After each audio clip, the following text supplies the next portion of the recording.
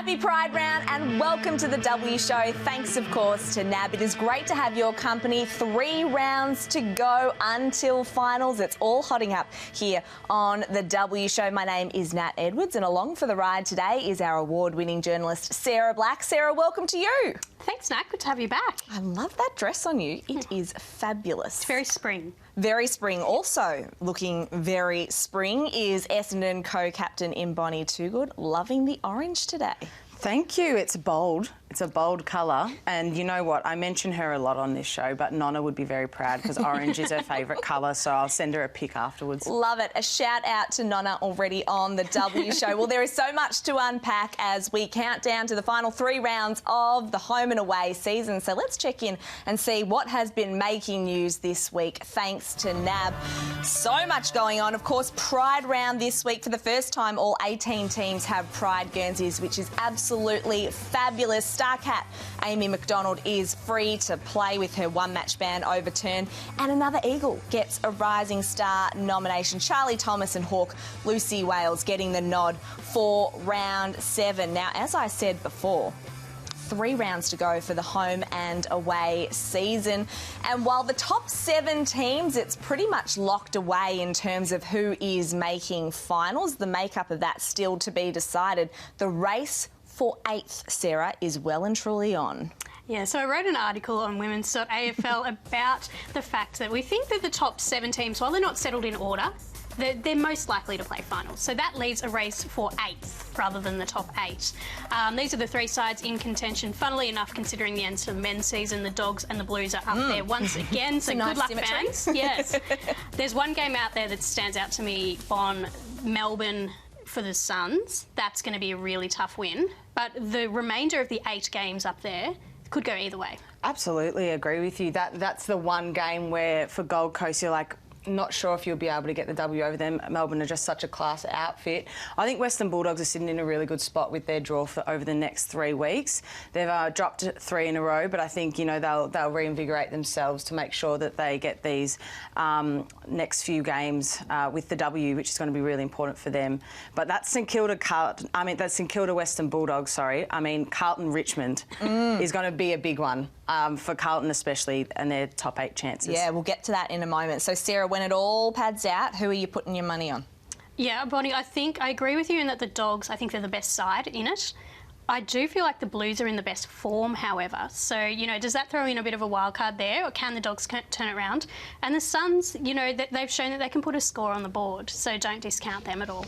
Okay, so you're sitting on the fence. Yes, very much. That very is much fine. so. That's fine. So Dogs for you, sitting on the fence. I think Carlton for mine. And that round 10 game, that final game of the season when Carlton and the Bulldogs face off, I think that's going to be a live game and it's going to be so fabulous. I think it's a Friday night. Friday night. As well. It'd be great if it was a Sunday. Why? Friday because night, then it's a whole round. Oh, okay, yeah. The whole comes round, comes down to the last game. Yeah. So as you mentioned, Friday night this week is a must-win clash for the Blues as they take on the Tigers. Last week against the Saints, they were sensational because they played that really quick, bold footy. Is that what they need to do against the Tigers again? I think that's exactly what they need to do. They need to move the ball quickly to break through the Richmond defence. They like to set up down the line a little bit, Richmond. So if they can change the angles and bring the ball through the middle quickly to get it deep and then lock it inside their forward 50 will be really crucial for Carlton on the weekend. And of course, we saw a few positional changes from the Blues. Nat with Gab Pound playing in defence. Sorry, playing up forward. I'm used to seeing her in defence. And Darcy Vescio down the other end of the field in defence, which is an unfamiliar position for Vescio. But they use the ball so cleanly that I really like the move. And Gab, of course, is such a contested beast. She loves winning the footy, so it makes sense to have her in attack on. Sometimes you just need your stars in critical positions on the field, and getting Vescio and using their ball skills and smarts to get the ball moving and attacking the way they want to it was a really smart move. So I'll be interested to see if Daniel Harford sticks with that move this week, because you would imagine the Tigers would be expecting Vescio to potentially start there again. If you're the Tigers, how do you stop them?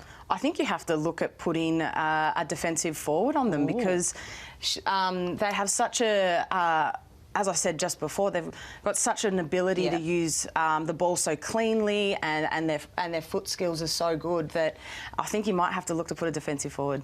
And some big ins potentially too, Sarah, for the Tigers. Yeah, 3 tests for the Tigers this week. Katie Brennan is a test every single week this season. She's managing that long-term foot issue, but Sarah Hosking could return, and Beck Miller as well, which would put a different look down into defence. Beck's been such a stalwart down there for a long time. In terms of defensive forward, I think Cody Jarks is an option.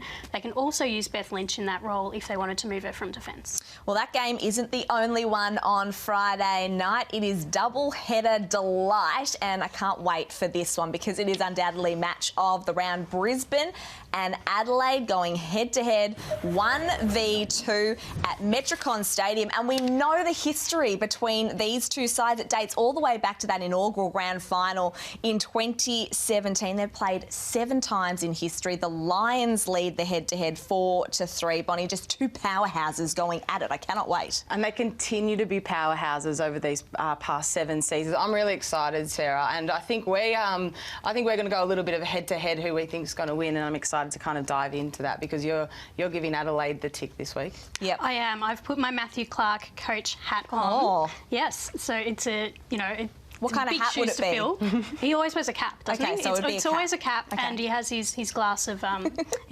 water with him at all times. So that's what I'm channeling at the moment.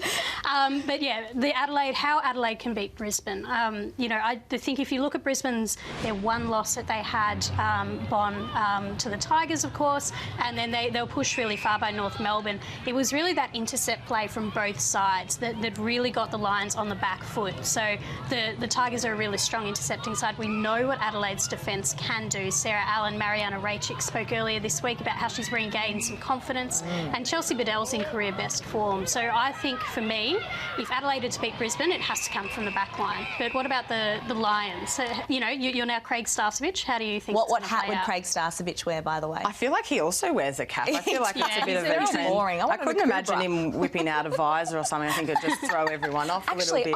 I feel like I have seen him wear a Brisbane Lions visor. If we can find Half's the one with the bucket hat. Yep. Yeah. We digress. What do the Lions need to do? What the Lions need to do, I think it's going to be a really good matchup with that interceptor defending power from Adelaide, because I saw firsthand a couple of weekends ago their running capacity and their ability, their midfields especially, to get clearances, but then follow on their work by running contest to contest. And I got thrown in the midfield in that game, and I definitely felt the pinch when they were able to just run 40 metres off you very quickly. So that's going to be really important. They're such a surge mentality team, so if they can get the ball on the outside from clearance really quickly, run in numbers and find their forwards in one-on-ones, because they've got such crafty forwards. You've got your talls with Wardlaw, and then your smalls with Bodie and Hodder. They're just such crafty forwards, and I think if you find them in one-on-one positions and get around the intercept, that will be really crucial.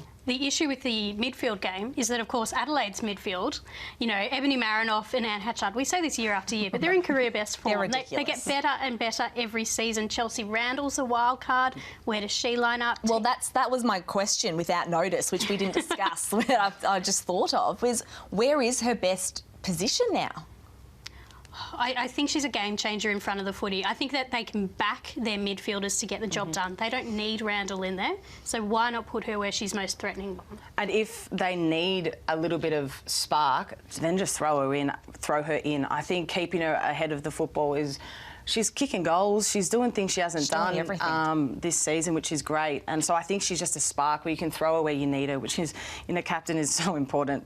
And a luxury that the Adelaide Crows have. It's ridiculous. Time now for Star Power. And this week, it is Kiara Bowers, because the Dockers star, well, she was unstoppable against the Crows. 29 touches, 19 tackles and 11 clearances. And Sarah, we know that COVID really affected the start to her season, but she is just fit and firing at the moment. Yeah, so she really missed the tail end of pre-season, which put her behind the 8 ball. We know how much Kiara Bowers loves training, more so than any other player, and she wasn't able to get to the club through her own illness and that of her family as well. But she's really worked her way into the season nicely. Trent Cooper's spoken about her need to develop her outside game a little bit more. Like, we know what she can do inside, but it's that outside and her ability to share the footy and to identify teammates that I think really holds her in good stead. It's been such a tough year for the Dockers on the injury front. Do you think they can still impact the top 8 in some way, Bon, by beating the Pies this weekend? I think they can. They've got a good chance with Collingwood going over to Perth. It's a big trip and it does impact in some ways, so that kind of works to their advantage this weekend. But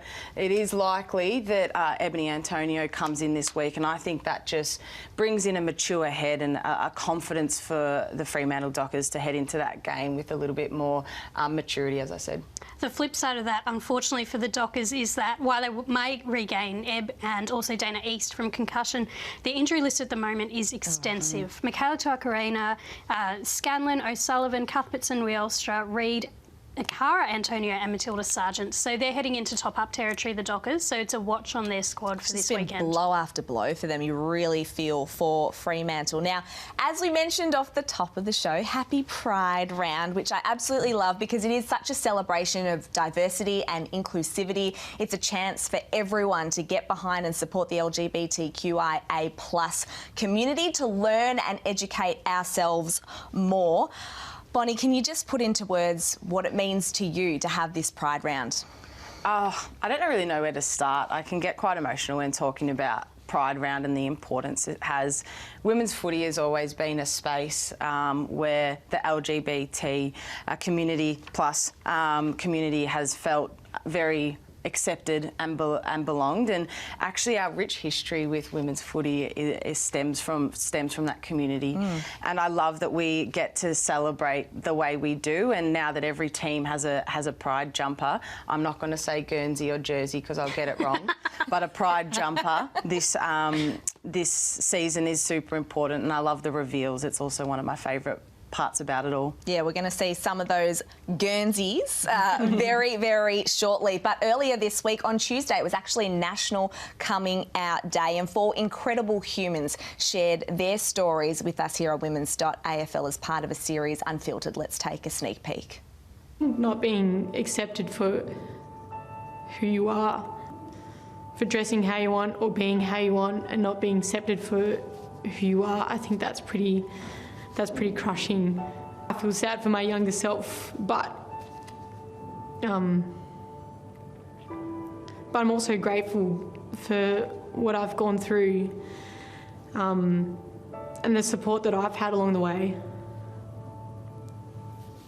Because, gosh, that would be so hard for people who don't have the support that they need, that they should have. As a gay person, you do feel like you constantly have to scan a room to see if you're safe, and I definitely feel that. I definitely feel that no matter what environment I walk into, I sort of do need to sort of suss out what type of people are there, what environment it is it safe to be myself, do I need to pull it back a bit here, which again is sad because you sort of have to sort of mask who you are a little bit if you don't feel safe. But I would love to see a world where my kids grow up and they don't have to tell me why they've chosen to love a certain gender or feel scared to tell me that they love a certain gender or anything like that. Like, looking back, my dad's response of saying okay, it was the best response he could have given because it just normalised the situation and it just made you feel so comfortable, and it is just normal. You can play a role in making things better for other people and influencing the person next to you who then goes on to influence, who goes on to influence. And that's the opportunity, that's the legacy you can leave, that infinite leadership legacy by how you choose to show up in the world.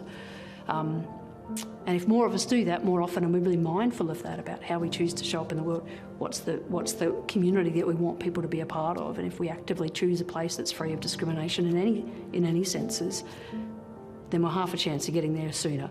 But I think there's a lot of work to be done, and I think there'll be coming out stories for a very long time.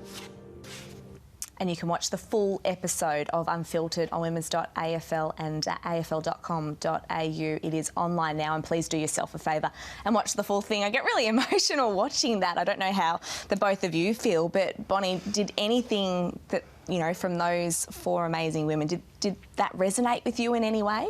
There was a couple points there with Brie. I think that one is heartbreaking in the sense that you still have to potentially walk into a room and scan and make sure it's a comfortable environment. And when she said if you have to mask yourself a little bit, and yeah, I actually got a little bit emotional watching that because it makes me. It breaks my heart when people aren't able to be authentically who they are, and I think we're definitely moving as a society to allow people to be more comfortable. But I think, as Shiloh said, there's still roadblocks, and we need to be leading the person next to us. When you've got the knowledge and education, being able to lead the people around you and share that. And same with Smitty's comment. I hope that if I have kids, that they are able to grow up in a world where they don't have to specify the gender, or they just love the person they love. And I think that's a really exciting prospect, but we're not quite there yet. And this is why this round is so important, and so important to women's footy as well.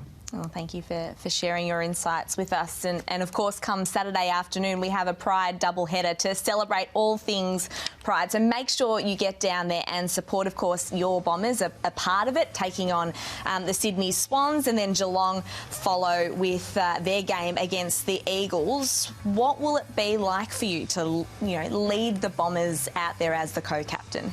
It's going to be a really special day. I'm really excited for it, and the fact that it's going to be a double header as well. So make a real celebration of women's footy and as well as the community, which is the priority, I guess, when we have rounds like this. And it's going to be a tough context, battle of the expansions, I guess, which is always exciting, and you always want to get one up over a fellow expansion side.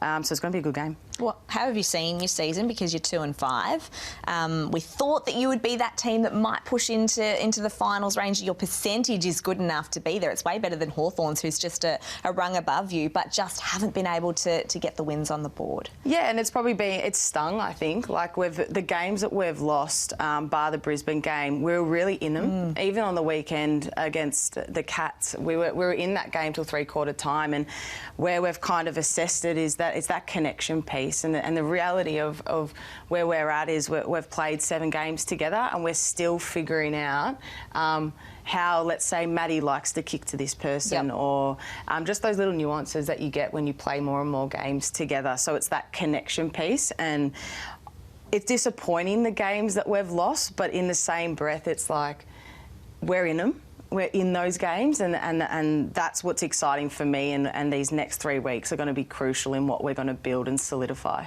And you talk about the connection. That's, of course, where Adelaide and Brisbane are so strong, because they've played so much footy together.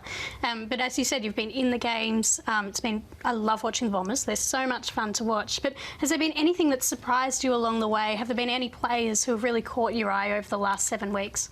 I feel like our scoring power, especially at the start of the season, was really impressive. We've gone down slightly, but that's okay. Like, we've got a young group that are just getting used to, you know, playing AFLW at this level. So a bit of probably fatigue or mental fatigue has come in a little bit, but that's okay. But that scoring power has impressed me so much. And then we've got stars. We've got young stars all around in the wearing their Essendon uniform at the moment. Obviously, Paige Scott is an entertainment machine. Loves a goal celebration. We love the ball in her hands because she uses it really well. As I'm loving Amber Clark on the wing at the moment. It's a new position for her, but her speed, when she breaks a tackle and can take a few bounces, it's fairly impressive. So we've got stars all over the place. Obviously, Mads had the ball on a string on the weekend. She brought her own footy, really. So on the road trip, down on the bus. Correct. Yep. Just put it behind her back and just whipped it out every now and then. So yeah, it's a really exciting team, and what we're building and what we're going to be able to do in the coming years is it excites me. I get too excited. You're like a proud mama. I am. How many more arrows does Paige Scott have in her? Oh, we've got 3 more games. So a minimum of 3. Okay, we want to see some more Arrow celebrations, please. One of the other teams that we should speak about that are participating in that Pride Round doubleheader, West Coast, of course, one of the youngest teams in the competition really going around. And Sarah, 3 Rising Star nominations in the last 3 weeks. Sarah LeKay, Ella Roberts and now Charlie Thomas. They've played such a huge role in the improvement of the Eagles in season 7. Yeah, hand up. I had serious concerns over the Eagles coming into this season. They had enormous turnover. Half their list was brand new coming into the season, so I thought it was going to be a really tough year. But these kids have really come on, and like you said, the Bombers girls may be tiring a bit, but there's no sign of that with these Eagles girls. You know, we've mentioned the 3 Rising Stars, but there's also Courtney Rowley. Bella Lewis is back at that career best form that she showed a few years ago. Sophie McDonald in defence also being brilliant and quite unheralded. You know, it's not a glamorous role, the key defending role, but she's doing a great job. Has the Tom Barras hair style too.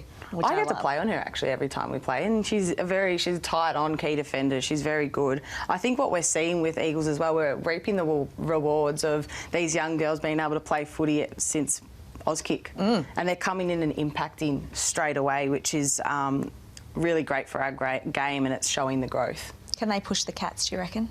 I think they can. I think they can push them for sure. But what the Cats has kind of learnt this year is how to win. Yes. And that's come with the years in the competition where maybe because of the huge turnover with West Coast, that knowing how to win might not be there. So I think the Cats have it over them this weekend.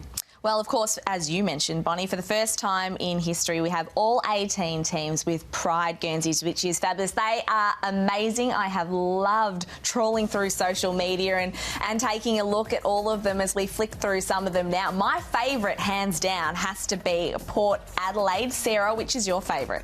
I am a big fan of the Lions pastel. We need more pastels in footy Guernseys. There it is. It's beautiful. It is beautiful. The pastel. And this is Collingwood's as well, which is looking absolutely fabulous. I just love all of the colours. But what about yours, Bonnie? Ours. Well, ours is the Bombers is my favourite, obviously. Surprise, surprise. I thought you were going to say the Bulldogs. Joking. Okay. Too soon? It's a bit of a dig, isn't it? We're all friends here. On air, okay. No, this is our Pride Guernsey. It's pretty unreal. I love how it's integrated into the sash. We had Mia Ray Clifford and Kendra Hill, who's an artist. That's why it looks so phenomenal.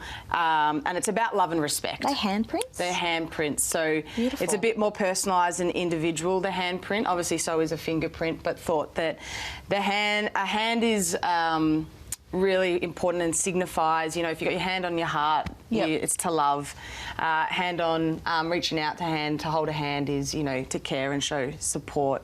And also a hand on the back is that I'm going to fight for you and protect you. And that's in the words of Mia Ray Clifford. And that's why she's used the handprints and what that signifies. Oh, that's nice. Now that I know that, that's my new favourite. I think what I love about that also is that Mia Ray is a foundation AFLW player. So it shows the evolution of the competition in that she's still playing a leadership role at VFL level, which is great. We just see what this competition's going to do in the next 10 years. So much love in this studio on what is an incredible week for the competition, Pride Round. Thank you so much for coming in and sharing with us. Best of luck against the Swans on Saturday. Thank you very much. And to thank you, we have a voucher for you courtesy of Zena Sport, who are a valued NAB customer. The Zena Z1 helping to empower and protect female athletes. Sarah Black, as always, love your work. Thanks, Nat. Good to have Buy you that back. dress. And thank you so much for watching The W Show. Make sure you get out and support your team this weekend. Tickets available, women's.afl and the AFLW app, plus all of your news and analysis there as well. We'll catch you next week on The W Show.